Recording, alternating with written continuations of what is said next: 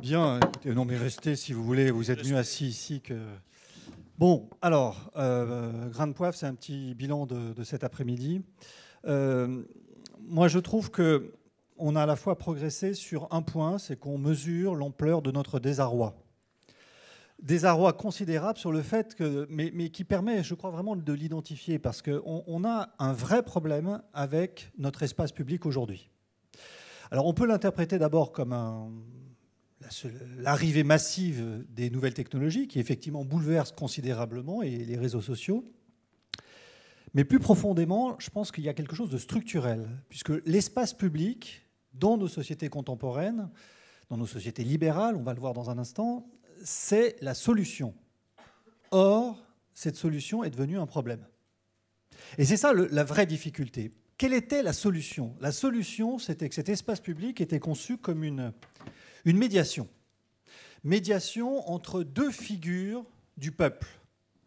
Il y a une première figure du peuple qui est le peuple société. C'est l'ensemble des individus que nous sommes et qui tissent ensemble des liens. Des liens privés, des liens d'affection, des liens économiques, des liens juridiques, le cas échéant. Mais c'est la première figure du peuple qu'on appelle société. Puis il y a une deuxième figure du peuple qui est cet ensemble, cette collectivité d'individus, mais en tant qu'ils veulent vivre ensemble. La volonté de vouloir vivre ensemble, ça désigne une deuxième figure du peuple qui est l'État. Et quand on a ces deux figures du peuple, eh bien, on est bien en peine de savoir quelle est la vraie, quelle est la bonne, quelle est la juste. Et la tentation est forte de dire, mais non, le vrai peuple, c'est la société. Et il ne faut pas d'État. Et là, on est anarchiste. On est anarchiste, c'est-à-dire qu'on veut pas d'État, pas de rapport de domination, on veut que des individus qui vivent ensemble. Et puis on a une deuxième manière de penser les choses, exactement inverse. On dit, mais le vrai peuple, ce n'est pas la société. Le vrai peuple, c'est l'État. C'est le vouloir vivre ensemble. Ce sont des normes, des règles. Et vous voyez que vous avez déjà là deux figures de la philosophie politique. La première figure, c'est l'anarchisme. De l'autre côté, c'est le jacobinisme ou le socialisme, au sens rigoureux du terme, ou le communisme, qui considère que le peuple, c'est l'État. Mais si on considère que le peuple, c'est les deux, c'est à la fois la société et l'État. Là, on est ce qu'on appelle des libéraux. On n'a pas prononcé tellement le mot de libéralisme. Pourtant, c'est ça. La France aime beaucoup les libertés et déteste le libéralisme. Ceci explique peut-être cela. Le libéralisme, c'est cette doctrine politique qu'on a oubliée. Le sens profond, c'est de penser que le peuple a deux formes et qu'aucune n'est soluble dans l'autre. Le peuple, c'est la société et le peuple, c'est l'État. Simplement, comment les faire s'articuler, comment les faire entrer en médiation. Eh bien, pour les faire entrer en médiation, on invente un troisième peuple. Ce troisième peuple, c'est l'espace public, c'est l'opinion publique. Et cette opinion publique fait se communiquer. Dans cet espace public, la société, les individus privés, que ce soit des intérêts ou des opinions, peuvent s'exprimer. Des croyances peuvent s'exprimer, pourvu qu'elles se transforment en opinion, ce qui n'est pas facile. Croyance, c'est moi tout seul. L'opinion, c'est la croyance qui tente de communiquer avec les autres. C'est beaucoup plus compliqué. Ça suppose un gros effort. Et puis, médiation avec l'État, puisque l'État transmet ses décisions, c'est-à-dire l'État, c'est nous, n'oublions pas, hein, transmet ses décisions à la société. Une loi n'est valable, non pas quand elle est signée, quand elle est raffinée, mais quand elle est publiée. Le rôle de l'espace public. Donc, l'espace public, c'est la fonction de la médiation. Or, ce à quoi nous assistons aujourd'hui, c'est que nous sommes dans une crise de médiation. L'espace public n'assure plus sa fonction de médiation. Tout est confus. On ne sait plus ce qu'est de l'ordre de la croyance, ce qu'est de l'ordre du savoir, ce qu'est de l'ordre de l'opinion. On ne sait plus cet État, s'il nous en impose, s'il opprime notre liberté ou si au contraire il la garantit.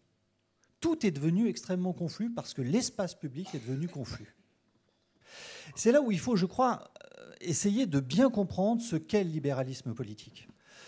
Encore une fois, ce mot est détestable. En France, il est considéré comme néolibéralisme, comme dissolution de l'État. Ce n'est pas du tout ça. Le libéralisme, au sens philosophique du terme, c'est en effet de considérer qu'il y a deux figures de peuple qu'il faut articuler par un espace public. Et plus précisément, c'est quatre idées. Quatre idées qui sont au cœur de tous les débats qu'on a évoqués aujourd'hui. Première idée, là aussi c'est un peu choquant, mais c'est ce qu'on appelle l'individualisme. Le libéralisme, c'est de considérer que l'individu est plus important que la société. Idée complètement sidérante, mais qui est exactement le contenu des droits de l'homme. Les droits de l'homme, c'est de dire que votre sphère privée, eh bien, c'est le fondement de la société. Et c'est en ce sens qu'elle est plus importante que la société. Et qu'aucune société ne mérite de sacrifier un élément de sphère privée. Ça s'appelle l'habeas corpus, ça s'appelle la sûreté, dont parlait très bien Roland, que je salue, en tant que grand libéral, c'est bien connu, hein, défendait la sûreté comme un espace de liberté, comme cet espace de liberté de la sphère privée. La deuxième idée, c'est la limitation de l'État. Évidemment, ça va ensemble. À partir du moment où on affirme cette sphère privée, il faut limiter l'État. Limiter l'État par des droits individuels, mais aussi limiter l'État par une division intérieure. On divise les pouvoirs. L'État ne peut plus être absolu parce qu'il est lui-même divisé entre différents pouvoirs, exécutifs, législatifs, un petit peu judiciaires. Et puis, chaque pouvoir, on le divise de nouveau en deux. Il y a un président, un Premier ministre, il y a un Sénat et une Assemblée. On divise tout. Au risque, parfois, peut-être de l'impuissance. On va le voir.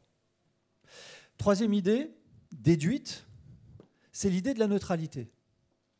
Cet État doit être neutre. Et il doit être le garant d'un État, d'un espace public neutre. C'est-à-dire qu'il doit être totalement indifférent aux questions religieuses. Oh, ce n'est pas par moralité qu'il l'est au départ. Les grands inventeurs de la tolérance, comme on disait, n'étaient pas des gens qui voulaient des laïcs encore. Simplement, c'était une raison d'efficacité. Dans l'Angleterre du début du XVIIIe siècle, les querelles religieuses sont les querelles qui mettent le bordel partout. Donc si on veut un État efficace, si on veut simplement de l'ordre, il faut éjecter le religieux de la sphère politique. Donc c'est sur des questions d'efficacité que la tolérance est née, avec d'ailleurs deux modèles qui sont intéressants. Effectivement, le modèle de la tolérance anglo-saxonne et le modèle de la laïcité française. Très simple à résumer. L'image m'est venue en discutant avec un Américain. Je faisais un cours sur la laïcité. Alors, effectivement, les étrangers ne comprennent pas cette laïcité. En discutant avec cet Américain qui venait du Texas, j'ai eu l'idée géniale. Je lui ai dit, voilà, imagine, on a un saloon. On a en fait deux saloons. Il y a un premier saloon où c'est écrit « Tu laisses ton colt avant de rentrer dans le saloon ». Ça, c'est la laïcité française. Tu laisses ton colt, c'est-à-dire tes croyances religieuses, tes identités, avant de rentrer dans l'espace public. Le deuxième saloon, c'est « Tu peux rentrer avec ton colt, mais tout le monde a un colt ». Ça calme. Eh bien, ça, c'est la tolérance anglo-saxonne. On entre avec ses croyances, mais comme tout le monde en a, ça se concurrence, ça s'équilibre. Voilà les deux idées. Neutralité, de la neutralité, laïcité française et tolérance anglo-saxonne. Choisissez votre camp. À vrai dire, les deux ont des inconvénients, même si plus profondément, je pense en effet que la laïcité est supérieure, je le dis très clairement. C'est plus fort. Parce que c'est effectivement misé sur la raison. Et ça suppose en effet, comme le disait Anastasia tout à l'heure, que d'une certaine façon, l'identité humaine est plus profonde que les identités particulières accidentelles. C'est ça l'humanisme abstrait. Alors on le prend en général pour une critique, mais l'humanisme abstrait, c'est être humain, abstraction faite de tout ce qui secondairement nous constitue, même si c'est très important. Mais c'est secondaire. C'est très important, mais c'est secondaire. La quatrième idée, c'est la théorie de la représentation. C'est-à-dire l'idée que le pouvoir s'exerce par l'intermédiaire des représentants. Et on leur fait confiance. Alors ça, c'est très dur à penser. Les députés qui sont élus ne nous représentent pas, une fois qu'ils sont élus. Ils représentent l'intérêt général. Et ils n'ont de compte à rendre qu'à l'intérêt général. Et après à nous, mais uniquement aux prochaines élections. Voilà les quatre piliers du libéralisme politique. Les quatre piliers, l'individualisme, la limitation de l'État, la neutralité et la théorie de la représentation. On est dans une situation où ce modèle libéral, le modèle du gouvernement représentatif à travers son espace public est en crise. Il est dans une situation délicate. Les quatre piliers sont devenus incertains. L'individualisme est contesté par le communautarisme. La limitation de l'État est contestée par le sentiment que nous avons que l'État est devenu impuissant. La neutralité est traversée à la fois par la montée des identités, mais aussi par le clivage entre les Américains, on va dire, et les Français. La théorie de la représentation est elle-même entravés, bloqués par le manque de confiance que nous avons envers le personnel politique. Et donc, nous sommes dans une situation de crise du libéralisme. Qu'est-ce qu'il faut faire? C'est d'autant plus en crise que apparaissent des modèles concurrents qui montent en puissance très fortement. Premier modèle, qui est le modèle d'une sorte de démocratie radicale contre ce libéralisme qui est un gouvernement représentatif. Eh bien, nous trouvons qu'il n'est pas assez représentatif. Nous voulons plus de représentation, nous voulons aller plus directement au peuple. Nous voulons que les libertés reconnues de chacun fassent émerger la vraie liberté. Ça, c'est la démocratie radicale, c'est l'idée de démocratiser la démocratie. Plus de liberté, plus d'individualisme. C'est une tentation, c'est un peu risqué. C'est un peu risqué parce qu'en effet, cet espace public perd toute règle. C'est d'une certaine façon le rêve anarchiste.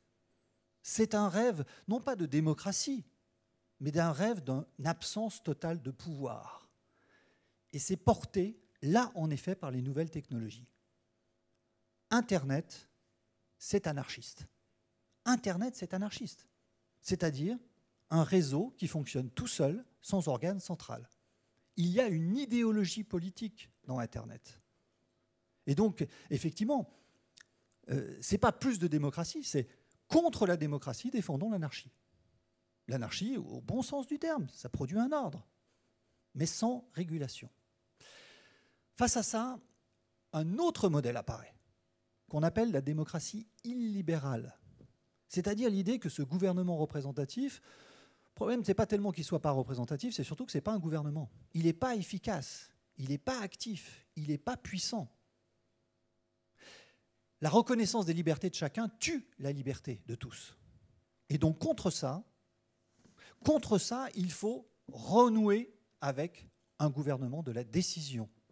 Et ce modèle-là est en train de monter en puissance de manière très forte en Asie, Singapour d'abord, la Chine de Deng Xiaoping, la Chine d'aujourd'hui, en Europe, Hongrie, Poutine, un peu Europe, Erdogan, un petit peu Europe, etc. C'est un modèle qui monte en puissance et qui considère très clairement que la démocratie libérale est décadente.